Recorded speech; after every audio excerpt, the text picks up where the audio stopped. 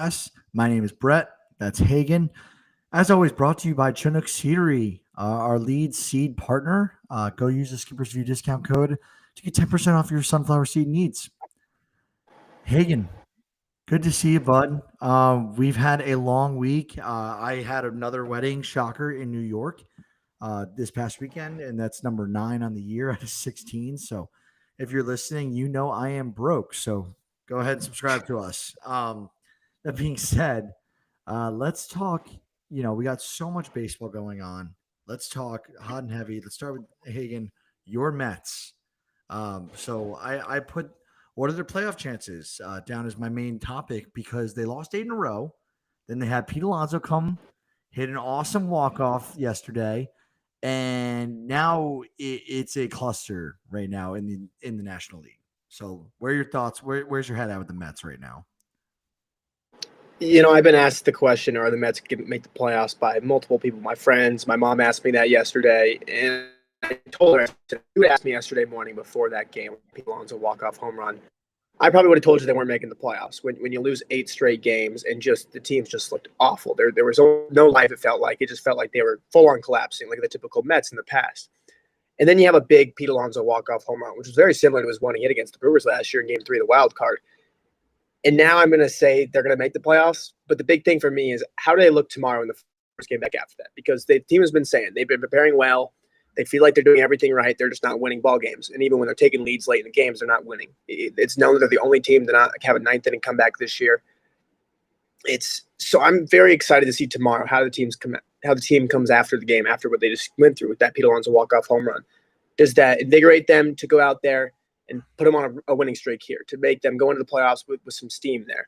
Or did what they had been doing all year, and do they just roll over again? Because if they go out and they roll over tomorrow, I'll probably not feel very great about this team the rest of the season. And I know this is a day-by-day case, especially gets emotional these times where you win 2 games, you lose 2 games, it changes very heavily. I mean, there was a slight day where the Mets were out of the wild card and they were half game back, and then you wake up in the morning and they're back in the wild card. So it's just a lot of shit right now in the National League wild card, and who's going to get this last spot. But I mean, Fangraphs gives them an 80.7% chance to make it. I would say that's a little too high right now. I think the Giants deserve more than a 9.6% chance to make the playoffs. I agree. I think the Giants are playing great baseball right now. Might as well talk about it now. Since we're talking about it, they just called up one of their top prospects, Bryce Eldridge. So for those who don't know who Bryce Eldridge is, he's a massive bat, minor league system right now. I think you guys can see my screen.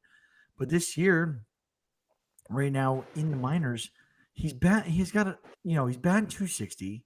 He has an 843 OPS. If you didn't notice as well, look at the guy's size. He's 6'7", 240. This is Aaron Judge type stature.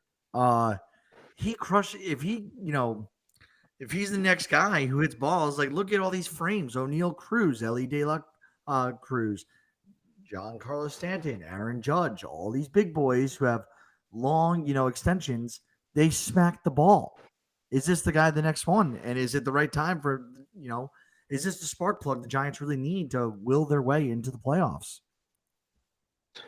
I mean, I said it last episode that you can't really rely on rookies to be a spark plug for you, but you can also, the situation they have right now, Laura Flores, who's been struggling for him, he's been pretty bad, honestly, since about the end of May.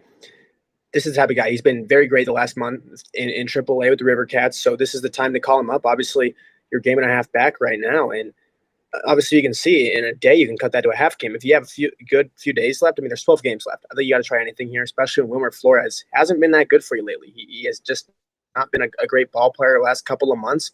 So why not try this? It can't be, honestly, worse than what he was doing anyways. And we see it last year. I know, I don't want to bring the Mets into this, but we saw last year with Luis Angel Acuna. There's just some guys, you get a lot of fire underneath them when they come up, knowing that every game matters and they're going to play the most meaningful baseball of their life to make their MLB debut as well.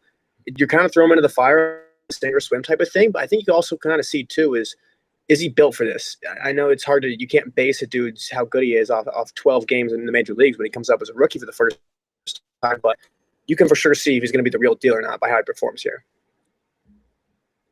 Yeah, totally agree. You can't live and die by rookies, but who knows? Could be a spark plug. Probably not, but we'll see.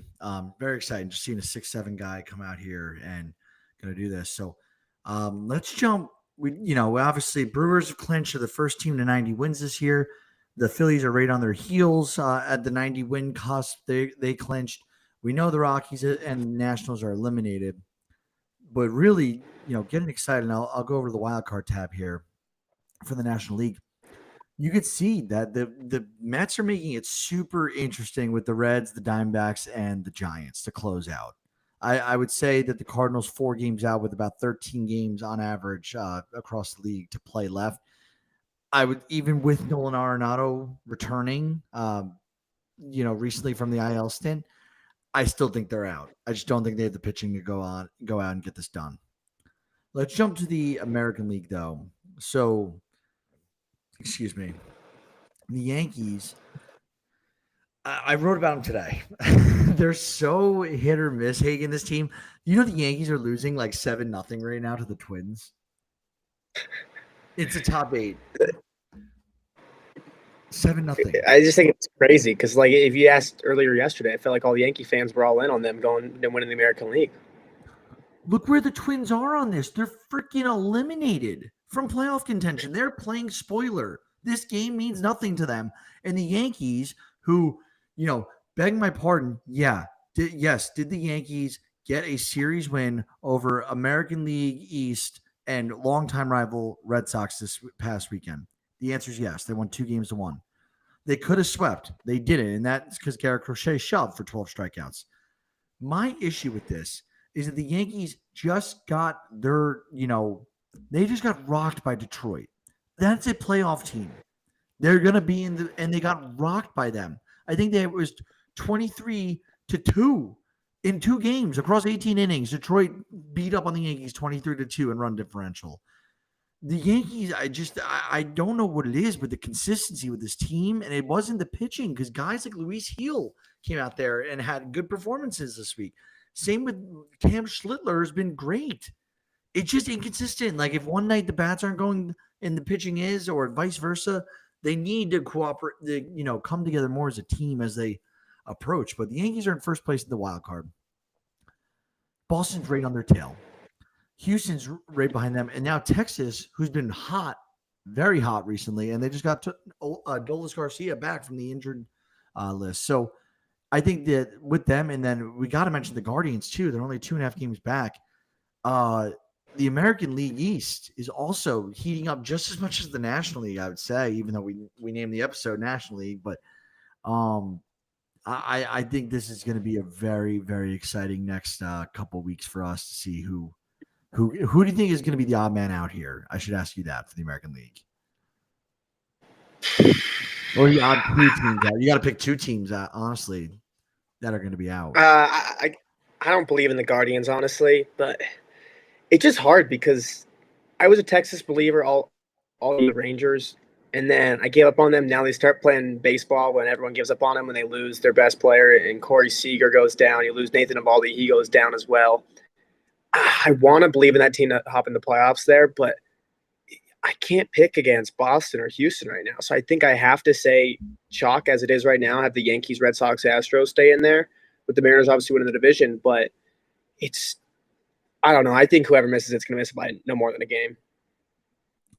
Yeah, it's super tight. And this is exactly why we preach all the time. Like, it's early in May, it's early in June. But these series matter. You can't go, like, if you need to beat up on teams that you could rack wins up against. Wins are your best friend. Look at Detroit. They racked up a shit ton of first half wins this season. They knew they were going to slump at one point, and in fact, they did slump at one point.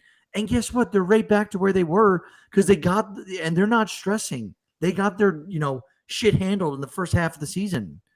It's a long season. Yeah, everyone goes through these bumps, but really tough to see, especially Boston losing Roman Anthony. That kind of took like the air out of their lungs as of late.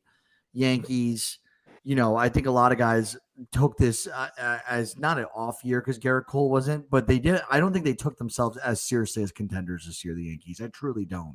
And it kind of shows that they didn't. And then Houston, they're going to fight. They're going to be scrappy. They missed one of the best hitters in all of baseball for a majority of the season. I think they would have more wins if, they took care of that. And then Mariners, we said from last year, it was only addressed fully at the deadline this year, which Maybe it wasn't enough. Maybe you needed to do it earlier on to get more wins in the first half of the season. The Mariners have one of the best pitching rotations in baseball.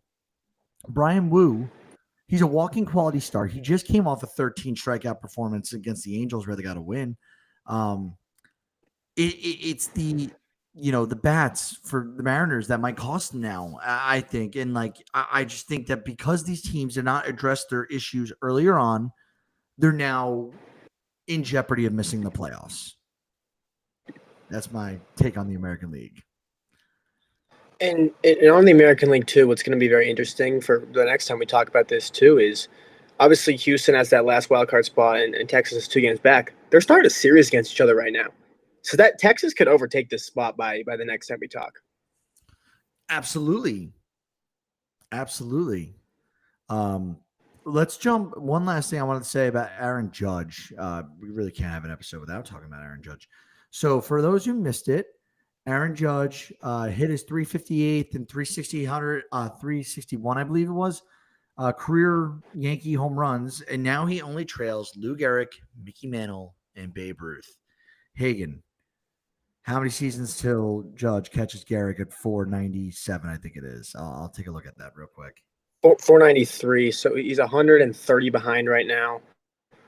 I'm going to say 4. 4 seasons, hit it early in the first half in that 4th year. That's gonna be close. That's a good one to see. But let's take a look now. Other history involving historic Yankees, but it's not involving Aaron Judge. And you put this one on the board. So talk to us about his MVP running mate here, Aaron Judge in the American League. Yeah, very fitting that we talk about Aaron Judge and go right to Cal Raleigh here, who the other day he tied Mickey Mantle with the most home runs ever by a switch hitter in a single season with 54, which Mantle accomplished the feat in 1961. So this is someone that's been around for 64 years. This record stood for it. And with 54 home runs, Cal Raleigh to tie him.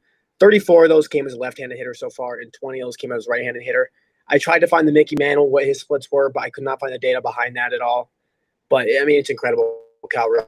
It seems like the last few times we've talked about him and Aaron Judge for what it's worth, it's always this history record breaking. I mean, Cal Raleigh over a month ago, it seems like, broke the catcher home run record. Now he's most likely going to hit another home run and break Mickey Mantle's record here and have the most home runs ever by a switch hitter. It's truly incredible what we're watching right now, to go along also with being a above average defensive catcher. Yeah. Dude, the seasons these guys are putting up it's insane. It's so entertaining. I don't understand why everyone isn't a baseball fan. It's really hard. I know, like, easier. Obviously, if your parents throw you into some, and I only played baseball up until about 8th grade. I was not a serious baseball player, but I love the game, and it's like I'm jealous of those, truly jealous of those who don't know what I'm talking about. Because they have so much to learn about the game of baseball, and they have so much to uncover and unfold if they were to break into fanhood of this game. And right now we're just seeing so many guys, Shohei, Cal, Judge, Stanton, De La Cruz, you name it, Bobby Witt Jr., and Skeensy. We're just naming guys who are just breaking records, it seems like, all the time right now. This is such a baseball renaissance. It's a great time to be alive. Let's jump. Let's keep moving. Let's talk about this. So I thought, as playoff season is coming around, Will Leach of MLB.com put out a really good article, and I don't want to ruin it for everyone talking about it on here, but there were a certain amount of players he listed about who needs a ring most. And obviously there's about 8 guys he listed. I want to talk to you about probably the top 3 guys that I've listed here, Hagen. Top 3, and then we'll talk about Stanton. So Harper, Judge, and Machado. We've done our talk about Judge, and I'll knock him out easily because we all know what Judge needs. You're a Yankee greats. Guess unfortunately it comes with the stress of they win titles, and that's why they're great. Judge needs one bad. Harper, who's also I don't even want to say the word fringe. Do you think he's locked into the Hall of Fame? I mean, I think he's got to be pretty close right now. I think he has a very solid case to make it in if he retires right now, but he's for sure going to make it. And Bryce Harper, we know he's one of the best playoff players ever. And then we got Manny Machado, 7-time All-Star, 2-time Gold Glove, 2-time Silver Slugger. He's got a career, almost 1,200 hits. He's sorry, not 1,200 hits. He's at 2,100 almost hits. He's at 2,059 runs. He's got over almost 1,100 career runs scored. He's got almost 1,200 RBIs, and he's got 367 bombs. So very likely next season, we're going to see this guy north of 400 bombs. We're going to see him have perennial all-star, obviously. We know he's got the glove. What are your thoughts? Who needs the title most, Machado, Harper, or Judge at this point? Obviously these are guys that are in the playoffs this year. I think Trout is, if you put the whole league, I think Trout's the number one here. But on this list out of these guys who are going to be in the playoffs, my answer here has got to be Bryce Harper. I mean, this guy is at 16 years old. This guy was on the cover of Sports Illustrated saying he was the chosen one in baseball. He graduated from high school at 17 years old, went to play JUCO baseball, was the number one overall pick as a 17, 18-year-old kid, went to the Nationals, 19 years old, won Rookie of the Year, won 2 MVPs. He was a great player, franchise player for the Nationals. Wasn't able to get a ring for him there. He leaves, they immediately win a ring. Comes to Philadelphia, is the savior for Philadelphia. They've been one of the best teams in all of baseball since he's joined Philadelphia. He's talked about it before. He's always wanted the ring. Like, that's something that's been his main goal, something he's always looked forward to. And I think Bryce Harper deserves the ring more than anybody. I think Bryce Harper, what he's really done for the sport, he's been at a few different career arcs too. He kind of was the hothead when he first came up, the kid with his hair on fire. He was kind of a douche a little bit when he came up here. And then he's gotten a little older. He's got more calm. He's one of the best postseason players that we have in this generation right now. And I think Bryce Harper gets a lot of disrespect. I don't think people talk about him enough for what he's done for the sport, what he's done to grow it. Like, I mean, even 10 years ago when I started watching baseball, Bryce Harper was one of those guys, like Trout, that was growing the game globally, honestly. I think Bryce Harper deserves a ring more than anybody else here, and I really hope he gets one before he retires. Dude, I outside of Judge, I was trying not to be biased. It's Bryce Harper. It's Bryce Harper, man. He is literally, he was Mr. Baseball. Like, that's the face of baseball, I think, for like a lot of people out there. And he's not treated as so because everyone doesn't stop talking about, including us. We're just as guilty, talking about Shohei all the time and Judge and other players like Paul Skeens. Bryce Harper, for a time with Mike Trout, these guys were the faces of baseball. And the difference is Harper's had a lot more shots at a World Series than Mike Trout. So I would really like to see Harper do it, especially because Trout cannot, win a World Series this year due to the fact that his team will not be playing for one. So I think that's a sick article. I read the whole thing earlier. Go read it by Will Leach. Give him his credit. Hopefully he'll talk to me one day. That'd be pretty cool. But yeah, let's keep moving on. Let's talk about another dude who's been racking up this year, and that's Nick Kurtz. Hagen. Nick Kurtz. We've been bringing up a lot more on this episode as the season goes on. Dude, he is. I think he's. Is he the new Jordan?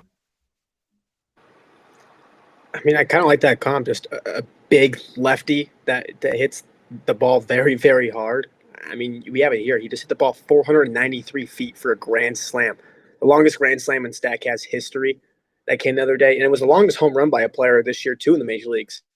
And what's crazy about it too, it went over the scoreboard in dead center. It was insane. Like, even just watching their teammates' reactions, Lawrence Butler had an amazing reaction on the video. You see him turn around, watch the ball, and you can see him on camera at second base, just gasp, just how far he hit that baseball.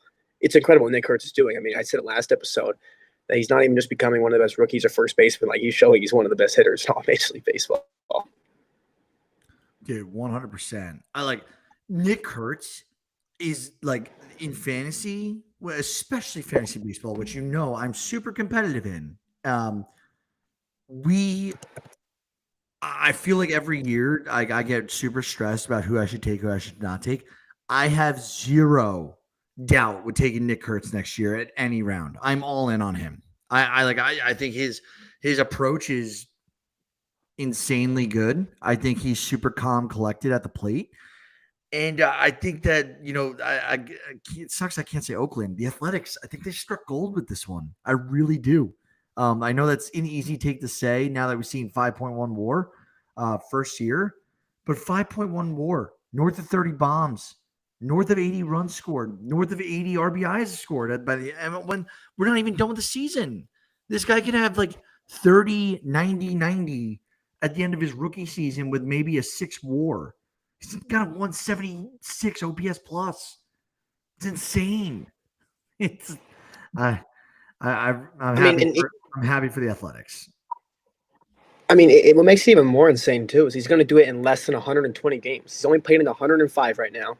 Obviously, his BWAR right now is a 5.1, and that's taking into account as a first baseman too. First basemen do not rack up WAR at all. I mean, besides DH, they rack up the least amount of WAR typically, just for the positional adjustment there. So it's incredible what he's doing. I'm seeing OPS over 1,000, an OPS plus of 176, 32 home runs in 105 games.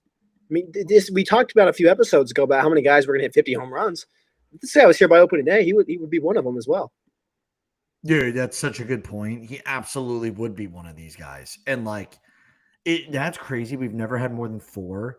We're staring down the barrel of 5, and we could have had 6 guys hit 50 home runs this year if Nick Kurtz was up from day one. It's a shame, what's it called? Time manipulation here with Nick Kurtz. Not actually. I don't know if he is going to be punished at all, or the Athletics are going to be punished for not playing him enough. I doubt it. I'm sure he's got enough playing time this year.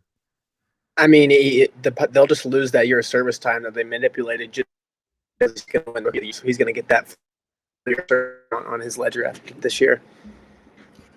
Yeah. So let's keep moving though. As Nick Kurtz has been a dog, let's talk about. We already talked about Bryce Eldridge. Bubba Chandler, another guy, high-end prospect. High-end prospect. For those who don't know, he's also out of the a newly found pitching factory up in Pittsburgh. So Bubba Chandler, his second career start, takes a perfect game into the 6th inning. This is against the Nationals. He had 7 Ks.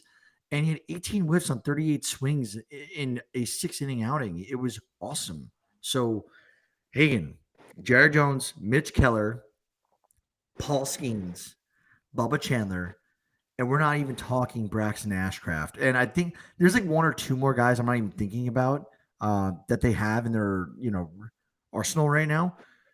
Is this the best rotation in baseball in 2 years? I mean, that's a good question. I mean, it matters how Jared Jones comes back from his injury, obviously. And we all admit if Skeens is going to be healthy, he's going to still be one of the best pitchers on earth. Bubba Chandler, obviously, was the top pitching prospect. He has the stuff that shows that you just said 18 whiffs. The stuff is incredible from him. I think it could be. It's definitely going to be up there. I think Mitch Keller will obviously regress a little bit, but I mean, Bubba Chandler, Jared Jones, and Paul Skeens, I really don't care who your 4 and your 5 are if you have those 3 at the top of your rotation. And it was great to see this too from Bubba Chandler. After his last outing, he went 2 2/3 with 9 earned runs. He only struck out 3, walked 3. Then he comes back with taking a perfect game in the 6th inning. It was incredible to see from Bubba Chandler. I think that I was also missing, by the way, 24-year-old Hunter Barco. He's in AAA.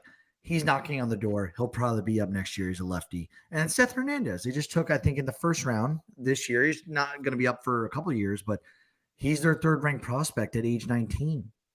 So and Thomas Harrington as well, another AAA guy, 24 years old. They have a lot of guys coming up. They really do.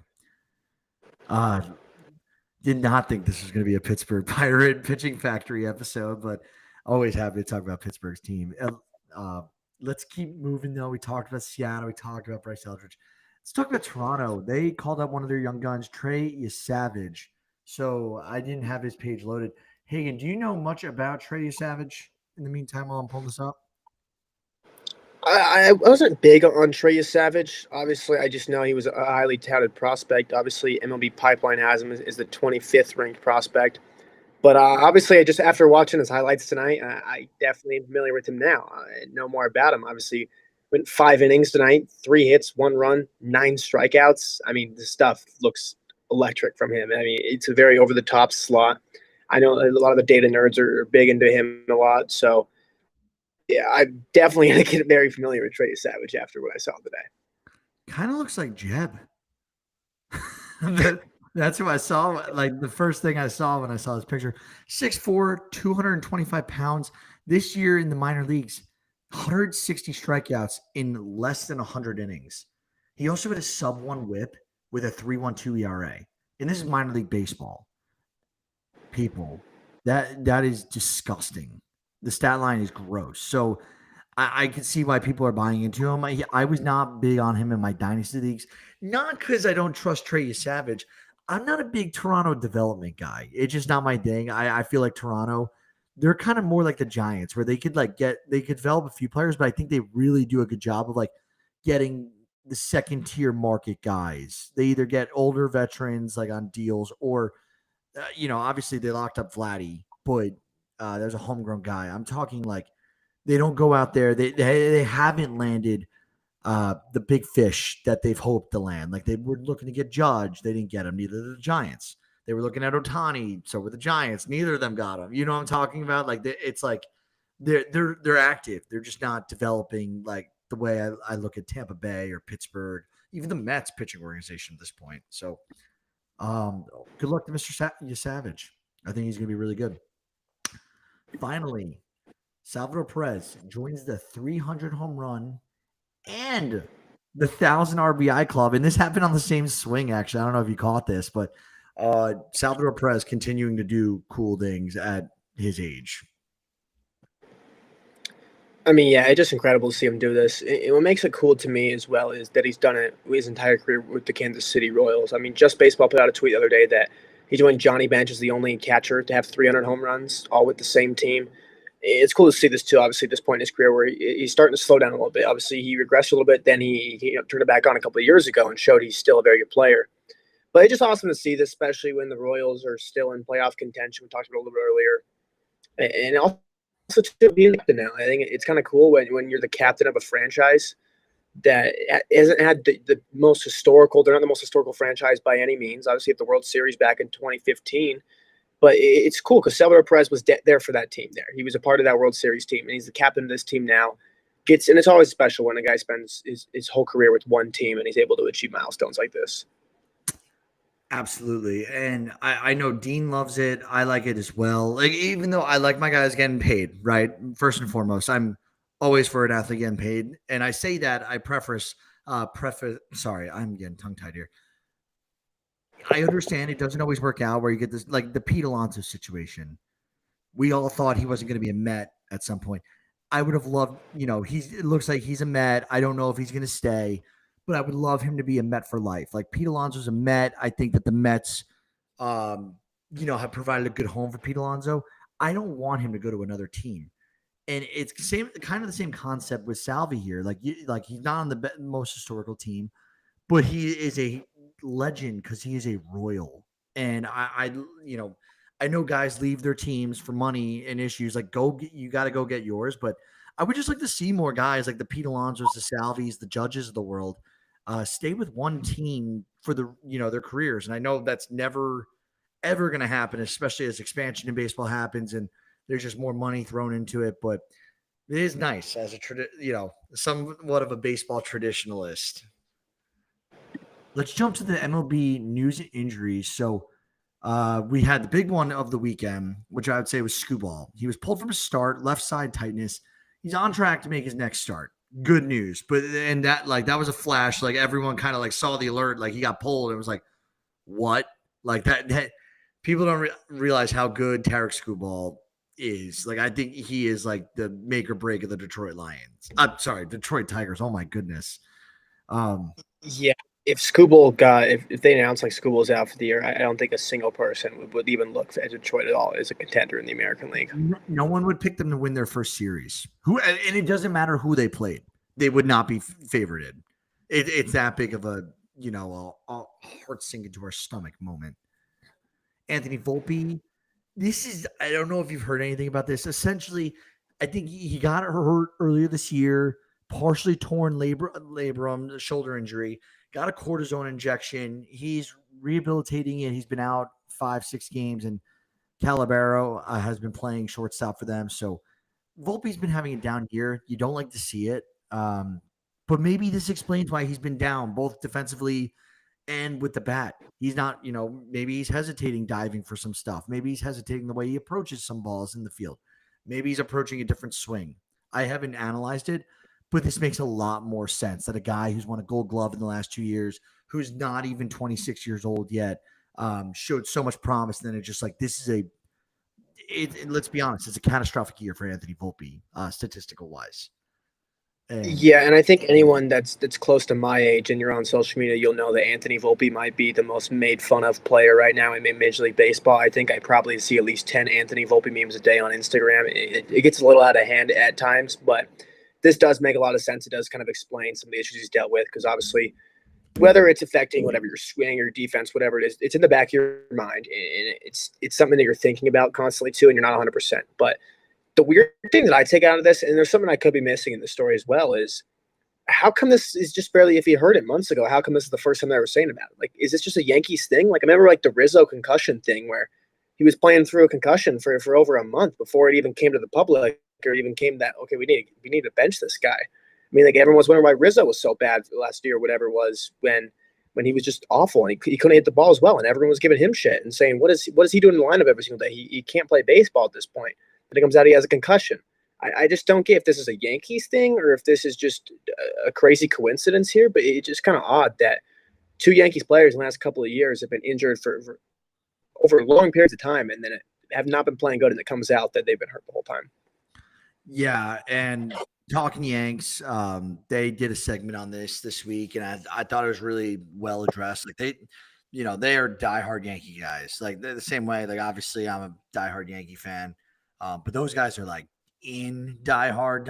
Like, they're the next step, and it's mismanagement. It's like how in 2025, Hagen, like, we have people like able to do crazy medical surgeries nowadays. And like the stories you hear, if you have anyone in the medical field, about what they're able to do, like storing parts of your skeleton in your stomach, like your skull and your stomach, for like to harvest it if it got injured in an accident and stuff like that. It's like, you got a concussion and you can't diagnose it. And like, I know concussions are, they're not really a diagnosed thing, like in terms of a disease, like, how I'm saying, it's very like, how are you feeling, touchy go subject. And I've never had a concussion, so I can't explain it as well as the next or someone who has, but it's very much like, how are you feeling today? Like, I do coach high school lacrosse kids.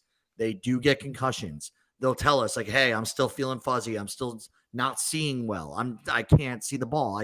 I'm getting headaches. I'm not supposed to be on the light.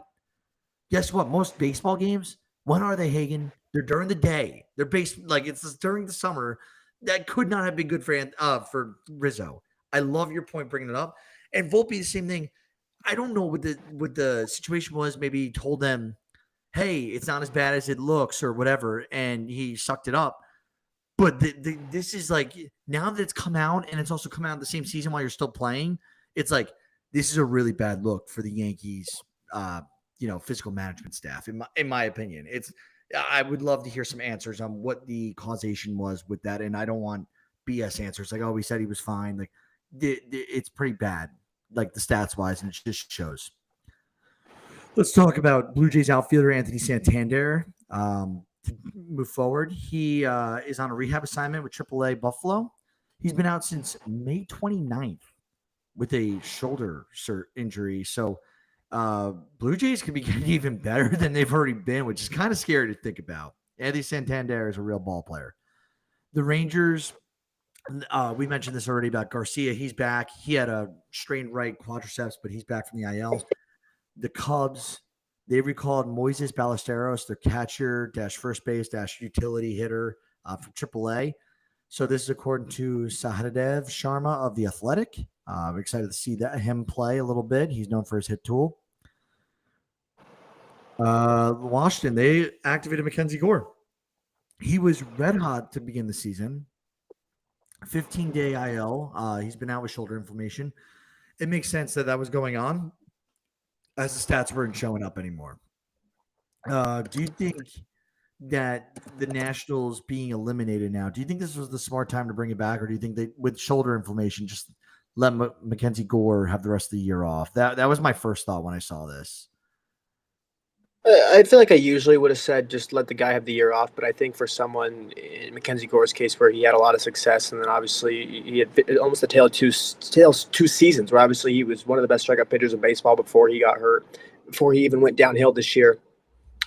I think it's important though for these pitchers. I was a big advocate on why I was like big on Degrom this year. Besides me putting a lot of Degrom bias in there, a big reason why is because I think it's very important for pitchers to have a full healthy offseason and not just be a continuation of your rehab. Like I think it's important for him to go out there, even if he only gets one start. If he gets 1 to 2 starts, go out there. Just know he ended his season in a normal routine out there. I think it's very important to go through that and then hit the off season instead of just if they just shut a season down and it already started. I just think it's a very important thing. Yeah. I don't know. Maybe I just thought like you're eliminated. This is your talented, like your one starter that you know that you have confidence in. Maybe they have another one for next year they have confidence in, but like realistically, like you're starting with your young guys. You got this big youth movement going on with James Wood, Dylan Cruz, Eli Willits will be up in a few years. A few other guys I got in on the roster right now. I just figured why not preserve him and try and make pieces work in the offseason when you go and acquire some veteran talent to add to that youth movement. The last thing I want to talk about, and I'll let you kind of lead this one. Orioles, they supposedly this was under the radar, but they promoted President Mike Elias was promoted to the president of baseball operations prior to this year beginning. So Elias, he's a 42-year-old. He had been Baltimore's executive vice president and GM since November 2018. So that's 7 years. He was hired to, make this massive organizational shift and rebuild for the organization. Hagen, one, is this a good hire? Two, do you think he's done enough in 7 years? 7 years is a long time. It's not like a short leash, especially given the way this season's been going.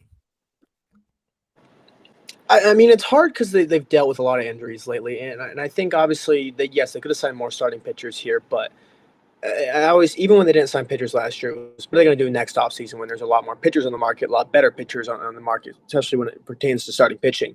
So I think it's going to be a big offseason to really tell if he does enough. But where this organization was when he took over was in a very bad spot. I mean, if you just look at this whole core, he's brought this whole core to this organization. I know haven't been the best. I know we talked about earlier in the year that this could be a full collapse and a bad rebuild if they don't do anything out of this. They only had the one really, really good season. But I think he has done a very good job on at least getting this organization, when you look back at when he was first hired, getting them to a good place where they can contend. I know this year is not the case, but also your best pitcher hadn't even thrown a single pitch this year. You've had a lot of injuries to this team. And I think it's almost just, it's been for months now, since about like May, that it's like, we'll just regroup and get ready for next year. So I think next year is a big tell on how he's really going to do his job, which sucks to put ever since 2018 to put all how good has your job been over that time into one season. But I think he has done a pretty good job to getting the Orioles to where they are as an organization at this point now. Yes, he's made some mistakes. I'm not saying he's perfect by any means, but he has have the Orioles in a pretty good situation as a franchise going forward. Fair enough. I think that's a good way to put it on the Orioles decision making here. And then finally, one last take. So saw this, Cole Jackson of MLB.com put together a really good piece. And this was based off franchises who've had extended winning season streaks. So meaning how many winning seasons have you put together in a row? The Dodgers now have their 15th straight winning season. Where that racks up in the all times right here. So I'm going to list these out and you're going to listen. It's just crazy to think about these runs that some of these teams have had. So the number one team of all time with the most, winning seasons in a row was the 1926 through 1964 Yankees, 39 straight years of winning seasons, which is unheard of these days, clearly, as the Dodgers are joining this with 15. Number 2, the Yankees back from 93 to 2025. It's an active streak. They're at 33 straight seasons with winning records, which is also really hard to believe, especially like I don't know if you even remember this. Judge's first year, you realize like Judge and Gary Sanchez were like the only offense the Yankees really had that year. Do you remember that youth movement year? It was like a really fun year to watch as like Yankees. Like they kept the streak alive though. And they were rookies and sophomores. The Orioles from 68 to 85, 18 straight years in a row of winning ball games. The 51 to 67 White Sox had 17 seasons. The 67 to 82 Red Sox had 16 seasons. And then there's a 5-way tie between the current Dodgers, the 2008 through 2022 Cardinals, the 39 through 53 Cardinals, the 91 through 2005 Braves, and then the 1899 through 1913 Pirates with 15 straight seasons of winning baseball. Boy, don't the Pirates probably wish they could turn back the clock a little bit. Hagen, how impressive is this for the Dodgers? This is insane. Like as an organization, they have to be talked about the way that the Yankees are talked about in terms of historical, dominance and run here.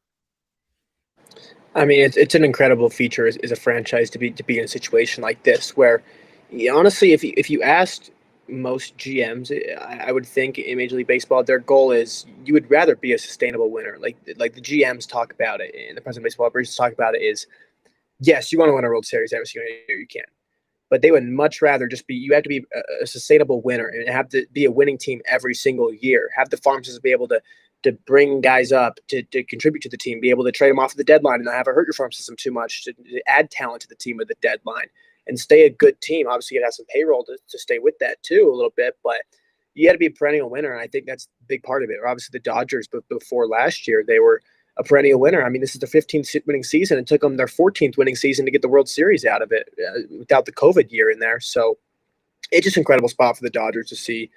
And I think it just shows, too, that, yes, you want to win a World Series. It doesn't happen overnight. Obviously, you have the teams like the Nationals that were just kind of the one and the dones there. But it's also, I think that most clubs' goal is to be this sustainable winner like the Dodgers. I mean, the Dodgers are a model for multiple teams. Like for multiple teams right now with new GMs who are out there, they're looking at what the Dodgers are doing and they say that's what we want to do. So I think it just shows a good part of what their Dodgers are at as a franchise right now. Yeah, and to your point, this is what frustrates me with how fans approach the game in all sports. You play to win, right? And like, for instance, you know this. I'm a Purdue basketball. I went to Purdue. I'm a Purdue football and basketball fan, unfortunately for football. But basketball, and my friends hate me for this. I have a very pessimistic look at Purdue basketball because I expect them to win titles. And I know they're good enough to do it. They haven't done it yet. They have not done it yet. Teams like the Yankees and Dodgers, there are moves that they make year in, year out that I question, especially the Yankees. We'll hone in on them. How many old, aging veterans do they take the contracts on or sign to ridiculous contracts? How, A-Rod, Stanton, like we could go all day naming contracts and people that they brought on. But look at Paul Goldschmidt. He's like 38 years old or however old he is. Like, they just do this all the time. And like the AJ Burnett's of the world, Randy Johnson, how many Ichiro, how many guys have the Yankees brought in after their prime was done? And Jacoby Ellsbury. The list goes on and on and on. But you know what? The one thing that people don't appreciate is the Yankees are playing to win every year. And sometimes it's taking a bet. If you want to win, if you want to win big, you got to bet big. So, it is what it is. It's really impressive for the Dodgers. It's more of a, kudos to them as well. On top of them going out and getting players, their farm system is also elite. They're running a baseball team the proper way right now. That's my final take. Hagen, anything else from you? Yeah, I mean, this is just a crazy stat that I was looking into this morning that I posted earlier. It was Julio Rodriguez, where it was he leads Major League Baseball this year with 169 plate appearances that start in an 0-2 count. which I was like, that seems like a lot to start with an 0-2 count. Which, matter of fact, it's 25% of his plate appearances all this year have started in an 0-2 count, which I thought was unbelievable. And to no surprise, he has not been good in those situations. He's hitting almost below 200 in those. I believe 206 is what he's hitting in those situations. I wonder how much of that comes in the first half rather than the second. Like, is he too patient? And that's what gets him buried in 0-2 counts. Like, is he it like also the numbers of swinging strikes to get there versus like watched balls? That's super interesting. Yeah, I think we should look into that because that's crazy, actually. I can for sure get it to you next time for the difference between the first half and the second half on that. Absolutely. Well, as I mentioned earlier in the episode, go follow us, go subscribe if you want to give Hagen, I, and some of our other writers some, warranted funds to help us continue churning articles out and producing the podcast and such. It's $5, I think, a month, if that, or $40 for the year. It's something very cheap. We don't do ads, but we are out. Thank you for listening, and hopefully we'll see you guys soon. Thanks again. Bye.